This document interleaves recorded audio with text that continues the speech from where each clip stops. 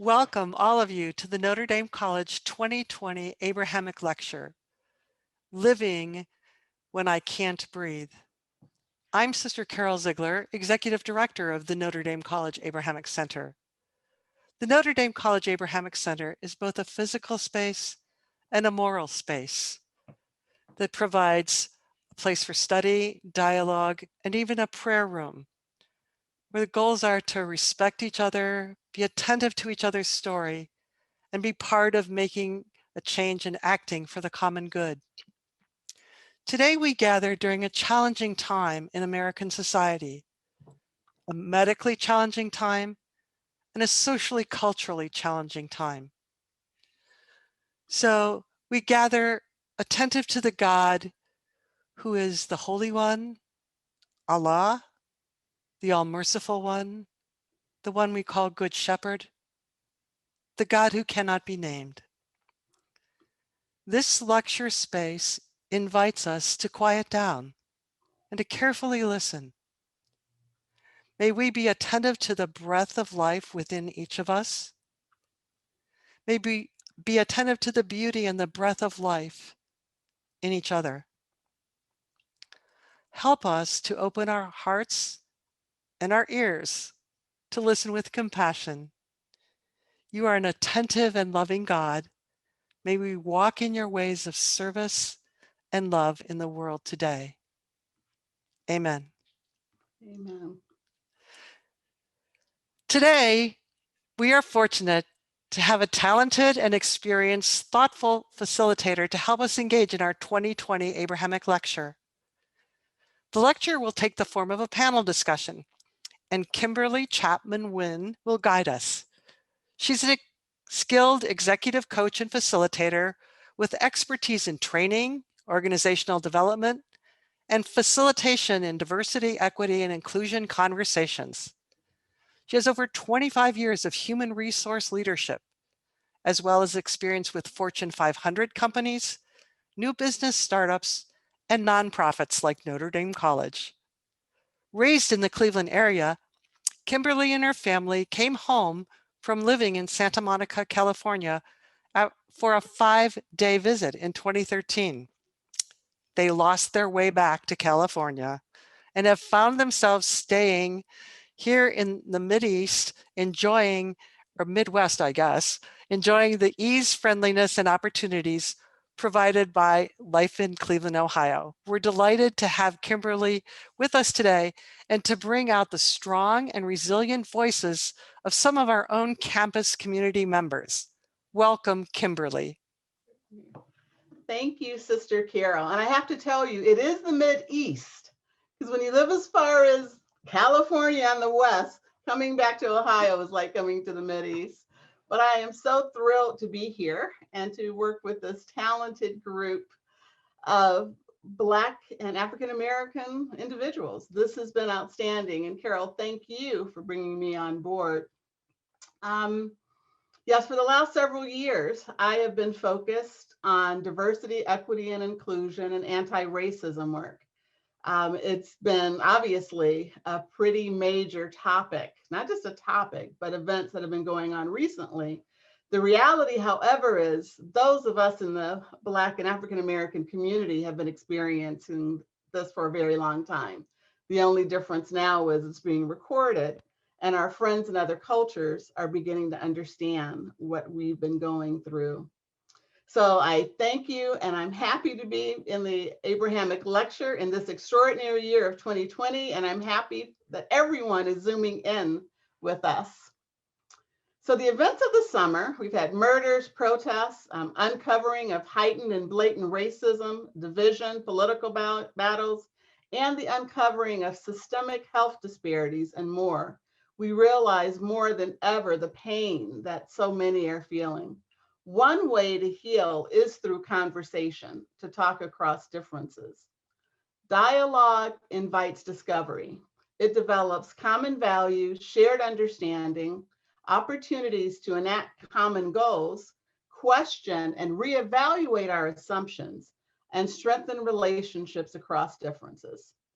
Talking about race, racism, and differences can be challenging. However, We must all be willing to bravely lean into our discomfort because nothing grows in our comfort zone. During the Abrahamic lecture this year, we want to have this conversation, a conversation which leads to discovery.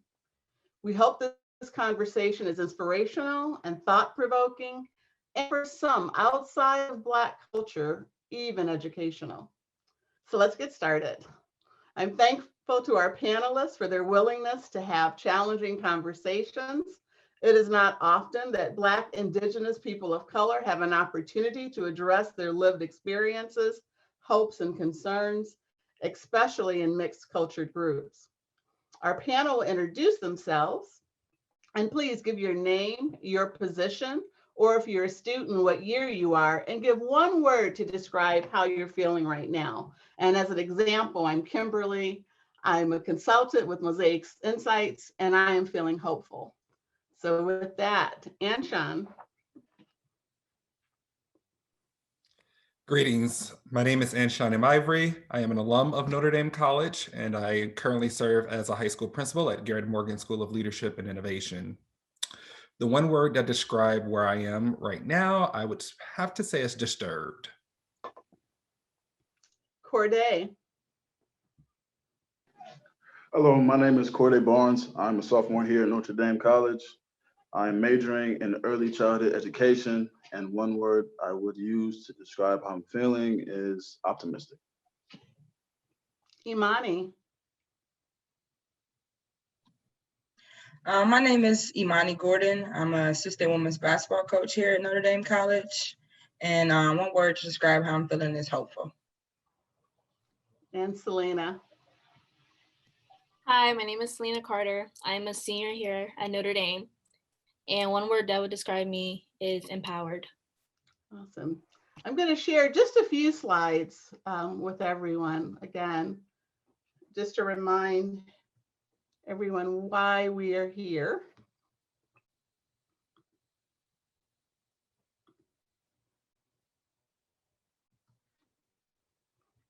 2 seconds.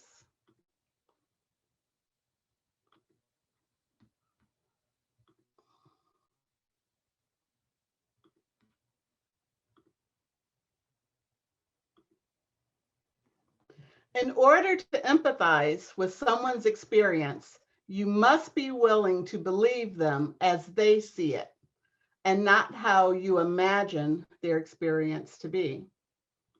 So again, we're talking about living when I can't breathe. Over the last few years, these are some of the things I hear when I talk to Black, Indigenous, and people of color. They're dealing with, or we're dealing with, racial battle fatigue.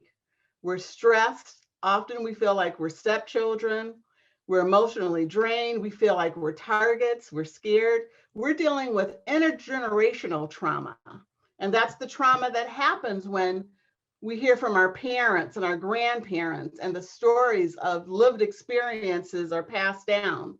We're distracted. There are times we're unproductive, angry. We're shocked, anxious. We're dealing with microaggressions almost on a daily basis. We're tired, we're uncomfortable, and there are times we have to cover. And covering is when we have to hide 100% of who we are. We come into situations with just a piece of who we are, but we don't feel like we can share everything of who we are, because if we begin to share what happened last night or what's going on in our communities, people may see us differently. Dr. Pressimone said it best during his convocation this summer: to be a model community engaged in thoughtful civil discourse about racism in America today is what he wants Notre Dame College to be. To be attentive to the thoughts, opinions, and the hearts and minds of each member of the Notre Dame community. He wants us to expand the hearts and minds of students and each other, because it will help us build stronger and more peaceful communities and be seekers of peace and understanding. Dialogue invites discovery. It develops common values. May we all discover new ways to talk and walk at Notre Dame College. So with that, we're going to lean into a really brave and challenging conversation. Once I get my eyes on. So the first question I'm going to pose to Selena. What have you learned about yourself since this tumultuous summer and fall, since George Floyd, Breonna Taylor, other murders, protests, racial and political division, systemic racism, and health disparities? What have you learned about yourself as all this has been exposed? I have learned that my voice does matter. I am one person, but I can make a difference. And that was a big learning lesson for me in the summer, because before I didn't think that I could do anything to make a change. But I've learned that I can help, and I can get my friends to come together and we can all make this change as one. Awesome. So you are feeling empowered. Mhm. Imani, what would you say as an answer to that question? The first thing that I think that I learned about myself is I don't have to cover myself or hide myself. I also learned my patience, but I also learned that I'm tired of the things that's been happening and the events that's been happening. It gets very overwhelming to continue to see people who look like me get murdered, in the hands of people who are supposed to be making us feel safe. I also learned that I can bring awareness to these situations by just telling people how I feel and talking about it to, non-Black students or professionals, not just talking it amongst people who look like me. So just that. Thank you. That sharing of lived experiences is real and important. Does anyone else want to answer that question? Sure, I'll chime in. I think for me, on the opposite end of the spectrum, the thing that I learned most about myself was that I was silent about the things that were occurring within my community and communities at large. While I cared deeply, I often just felt like my voice didn't matter, or because I didn't have the experiences and of whatnot, that what I would do wouldn't really make a difference until I actively started to put myself in the shoes of a George Floyd, to put my feet in the shoes of a Tamir Rice, and really, or their families, and think about what it is that they would need, or the voices that they wish that they had, the additional voices to speak out for change and justice in the communities that I represent, that I oversee, and that I live in. So that was the thing that I really learned about me, is that while I cared, I was often way too silent about the issue. Thank you for explaining all that. And there are a lot of reasons why we are quiet. One of those reasons is because when we do speak up, we are often unbelieved. People often say, and that's why recognizing that multiple realities do exist is so important. Because I've experienced something doesn't mean Carol has, or because Carol hasn't doesn't mean Sister Carol, I haven't. So thank you. Those were excellent answers. What are your concerns for yourself and or your family and friends during these times? Corday, you want to start? My concern for myself is to use the time that I do have here on earth to be the best person I can be, and use my abilities to help those who need help and who want help, to make their lives a little better, a little easier. My concern for my family and friends, I think it just stems from them to get the opportunities and experience that I may have had in life that they may necessarily never had. That, I want to make sure that they're okay at the end of the day when all is said and done. I want to make sure that their voices are heard, and that I want them to know that their opinions matter, and that their experiences may not be the same as everybody else's, but that's okay, because everybody's different at the end of the day. So that's my concerns. Thank you. Would someone else like to answer that question?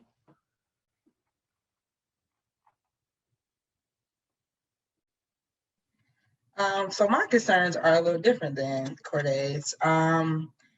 I think like how all Black people have concerns about, ourselves and our loved ones. We are concerned about waking up every day and being safe. Are our family going to be safe when they wake up in the morning? Are you going to wake up and hear about your friend getting shot or something like that? So I think about that every day because you see it on TV.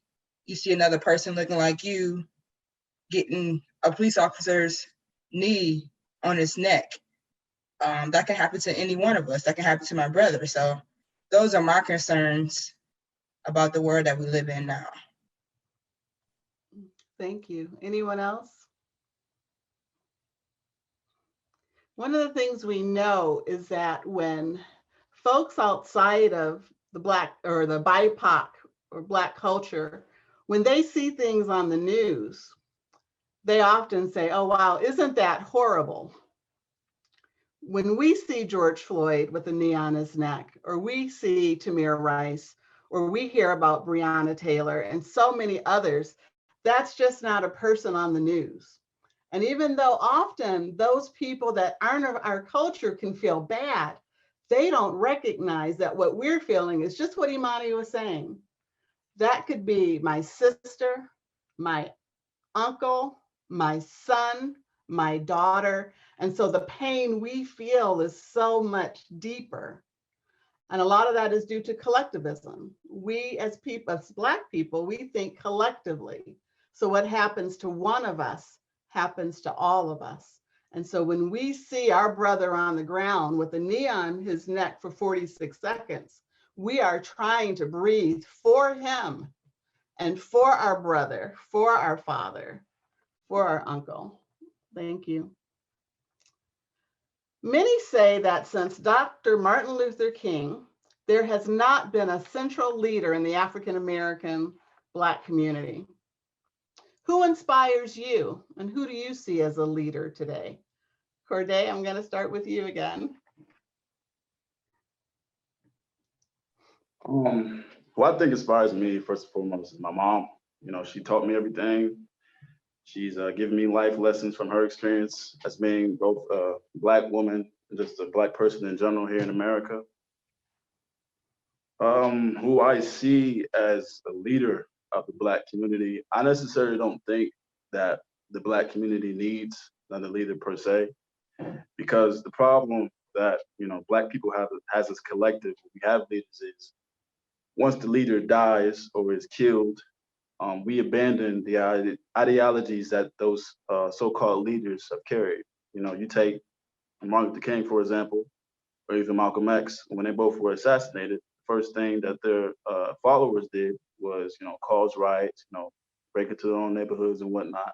These are supposed to be followers of men of peace. And, what I think the Black community needs is just to follow ideologies rather than the person who represents those ideologies. So if our leaders are to be killed or, die of natural causes, we wouldn't necessarily lose our way. We just, realize that those leaders realize that, it's bigger than them. So we have to carry on that generational ideology. Thank you, Corday. Would someone else like to follow up? I can. For me, who inspires me is my dad. He, like Corday was saying, pushes me, he motivates me. And the things that he couldn't do, he's gonna make sure like I'm able to do. So as me wanting to go into healthcare and being Black and being a woman, it's very hard, but he consistently motivates me to, you got this. Like, it might be against you, the odds might be against you, but that's when you prove people wrong. And I feel like in today's world, like when the election just passed, Kamala Harris is a big statement. She is African-American woman first in being a vice president, and she shows like little girls and boys that you can be here. It's like we're looking into a mirror and we can see family, basically. That is awesome. Thank you. And it is, I'm so thankful that we're doing this after we know who the election winners are, because we can speak about Kamala Harris. How awesome. What do you imagine your role might be in shaping or creating more awareness of the needs of young Black students and or professionals? I'm going to start with Anshan, and then I'm going to go to Imani, and then whoever else would like to follow up. Thank you. So I think in my role currently as a head principal, I have a unique opportunity overseeing not just adults, but also students. But I think it's my job to create space for individuals to speak their truth, but also understand others' perspectives. And so one of the things that I've been intentional about is training my staff on race, equity, and inclusion. And what does that really mean? So we're going through a series of that. And then we're going to shift that focus to our students and have them to understand. So as we begin to push them out into society, whether that is work or college, that they're ready and they can navigate our world and all of its differences and nuances, and the secret and overt, the covert and overt racism that will hit them no matter who they are. But I think that's my job as a leader, is to provide space, but also to provide education so that we all can be a better society. Thank you. Imani. I believe my role could be to continue to do things like this. I can share my stories to non-Black students and professionals to educate them on the world as Black people live in, what we face every day. I think I can also just be there for the students, hearing their stories and just supporting them through the things that they go through on a daily basis. I would like to start doing like monthly Zooms, like something like this, that students can just tell their stories and interact with the professors and all the other staff on the campus. And I think we just need to keep the conversation alive. Keep doing things like this because Black lives does matter. Great. Thank you. Does anyone else want to chime in? I can. As being, since I took over the role of president in January, it was so overwhelming, but I realized that these conversations we need to talk about this on campus. And my role is to show people that we can talk, we can sit there and express how we feel, especially when it comes to just how are you feeling about this, and mentally, are you okay? And how are you in the house? And I feel like as being president, it's my job to start it up and to, like she said, to continue to have these conversations because these are needed. And we will take these and show younger girls and boys that you guys are the next generation and we will do this all together as one. Thank you. It's interesting. The next question was, do you see yourself able to affect change in the wider American culture? And I think you all just answered that. With all of your questions, you've been so proactive and so empowered. So hopefully the listeners definitely see that. So I guess as we begin to wind down, there's two more questions. And the second to the last is, what do you want most people to know about you, your dreams, and your goals? So Corday, would you like to start? I think what I want people to know about my dreams and my goals is I'm not just another statistic. See, I come from a background, single parent household raised by a Black woman. She has two other sons along with me. And, from out the gate, she's told me stories about how, they don't have a father in their life. They're going to end up messed up. They're going to have a lot of issues. They're going to be in and out of jail. But, as my mom has proven and has, discipline and, the right structure has proven that, we don't have to be those stories necessarily. We don't have to be a stereotype or a statistic. I'm in college. My older brother's in the Marines, and my younger brother, he wants to be a chef. So, I just want people to know that, just. Hope you went on mute. You went on mute, Corday.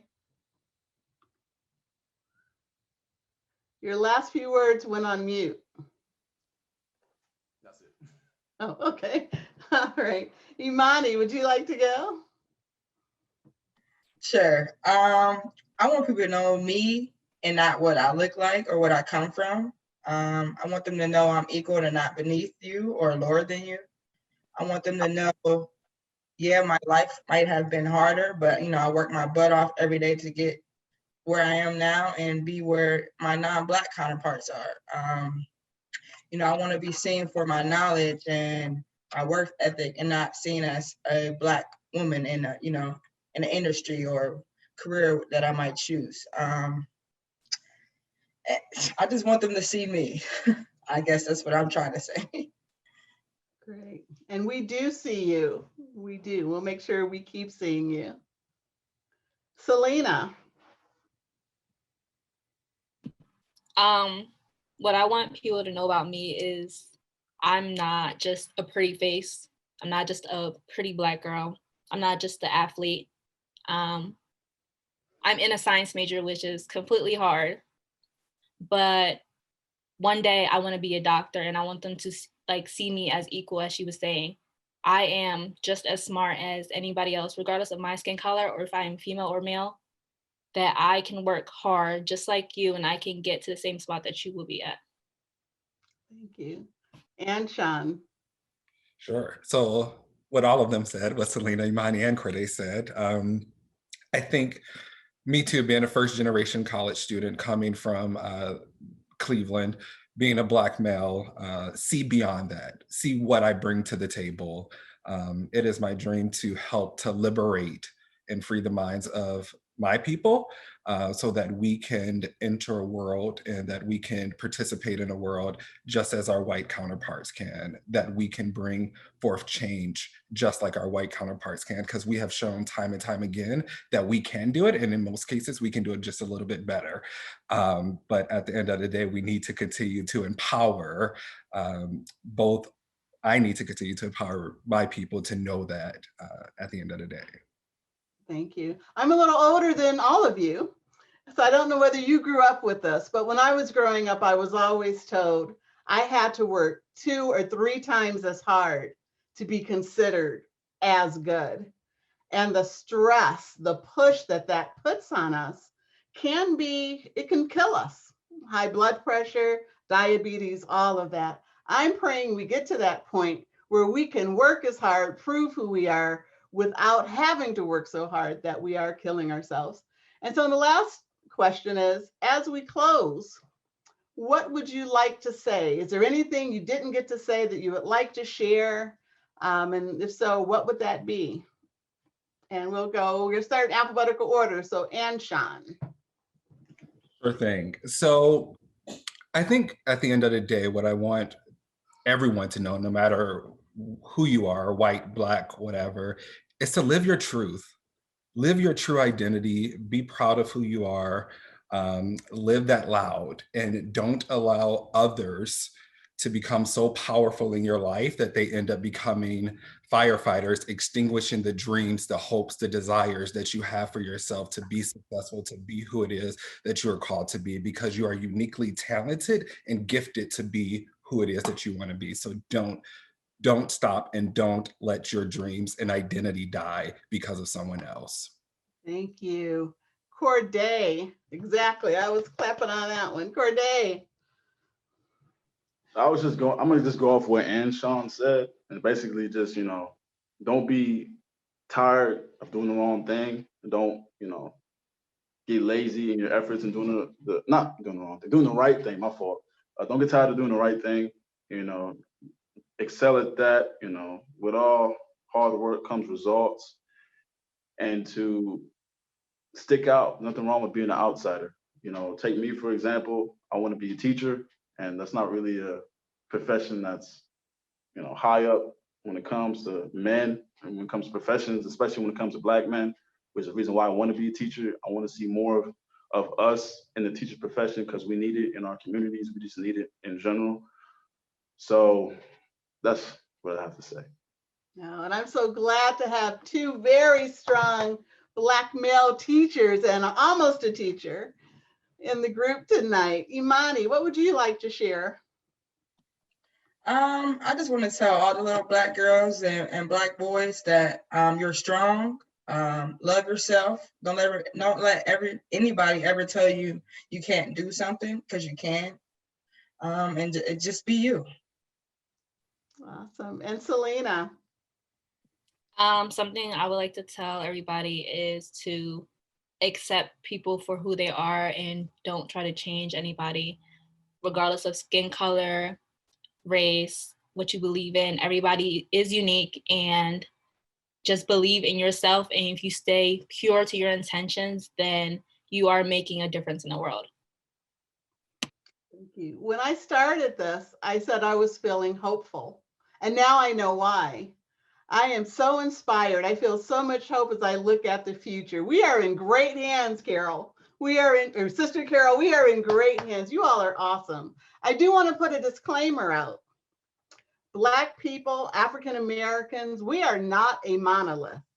The words spoken from this group are not necessarily indicative of all of us, but we invite you to go out and have the conversation. This group said, every one of them, that we need to keep talking. We need to keep speaking our truths. Well, we need people, particularly those outside of our culture, to be willing to listen to our truths. And sometimes to listen means to be silent. It's awesome that those words have the same letters. And right now in this country, we're so busy being divisive. We're so busy arguing in our minds when Anshan is talking or when Selena is talking, but we need to be silent, and we need to learn how to truly listen to each other. And as you're constantly learning in your chosen career fields, please continue to learn about others in these diverse experiences. I want to leave you with a couple of more slides. I'm going to share again.